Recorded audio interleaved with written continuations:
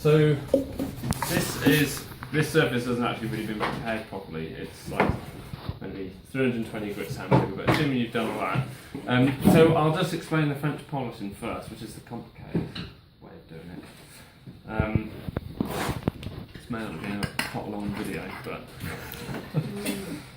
hopefully I've got enough space. Yeah.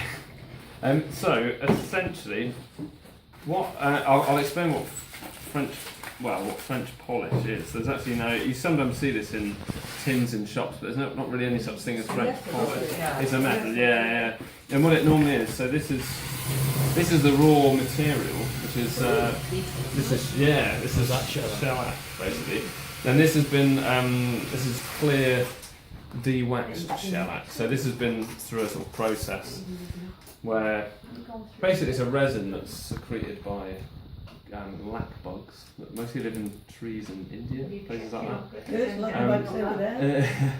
And they produce this stuff, and then it basically it can be dissolved, and all the wax has been taken out of this, and then it's hardened again into sort of flakes. So that's what we would generally use. You get button shellac as well and all sorts of things, but anyway, that's the kind of straightforward stuff.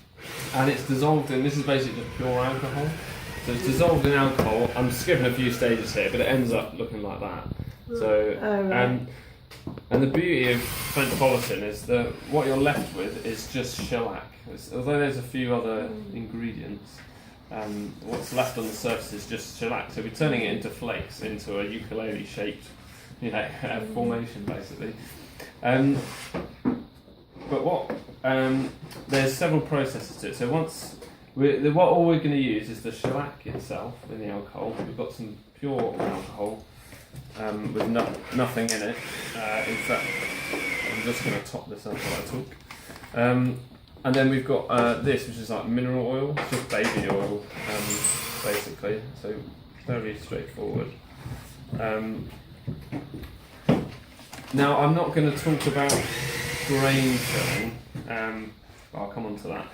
I'll try and make this the most straightforward way of doing it as possible.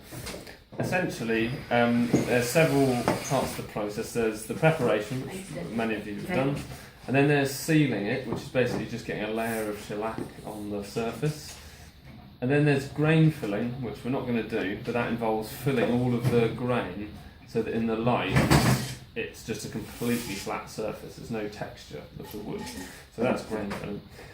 And then it's bodying up, so then you apply it, you just keep applying this shellac until there's actually a kind of like a shell of finish of shellac on the surface. And then that can be levelled, and then it can be buffed up basically.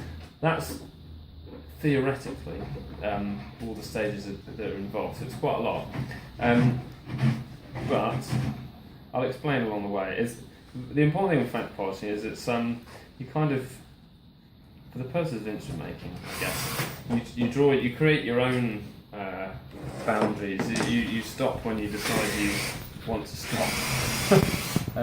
It's kind of, there's a variety of effects that you can get by polishing things in this way, and you can get anything from like a mirror, like a piece of glass, to just semi-glossy surface, or just something to seal the wood with. So, what's that fabric that you're using? I shall explain now. So this is actually just gauze from boots, like for bandaging. Wellington boots, or the shop boots. And then it's a piece, and it's folded into thirds. In fact, let me unravel the whole thing I used to so make you can kind of see. porcelain dolls, and you have to do it properly, you have to actually colour the porcelain yourself, and you use a very similar thing, silk with a thing, to actually put the colour on.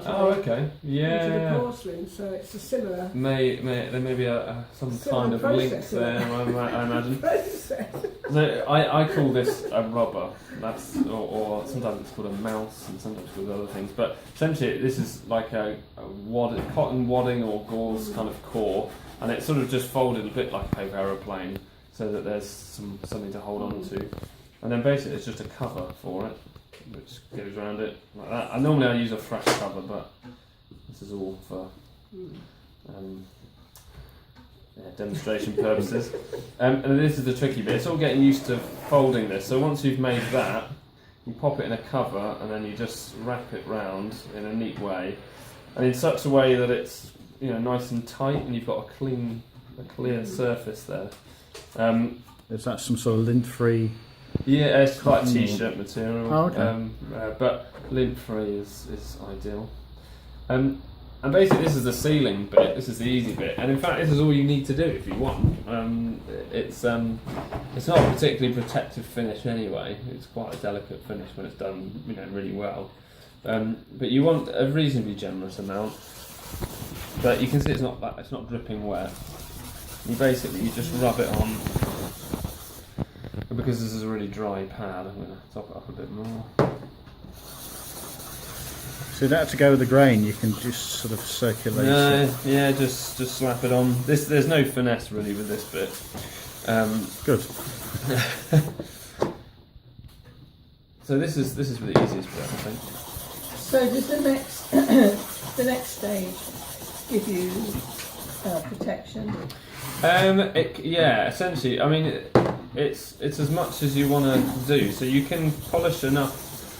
You can see at the moment it's just darkening the wood, but it's not like some kind of magic wand that makes it brilliantly shiny, straight away. It's not like sort of brushing on a varnish or something. Yeah. It's the thing with French polish is you're applying shellac incredibly thin. And you're building it up very slowly. But I'm starting like this. So this is sort of in my head. This is the sealing process. I'm just topping this up, and I'm always kind of maintaining roughly the same amount of moisture in the pad, because obviously this is dry, this is wet, and it just comes straight out onto the surface. And what's happening is the alcohol is evaporating into the air, and it's just leaving behind just minute amounts of shellac, and it happens very quickly. So this doesn't feel wet. I'm just going to tie it a little bit more. So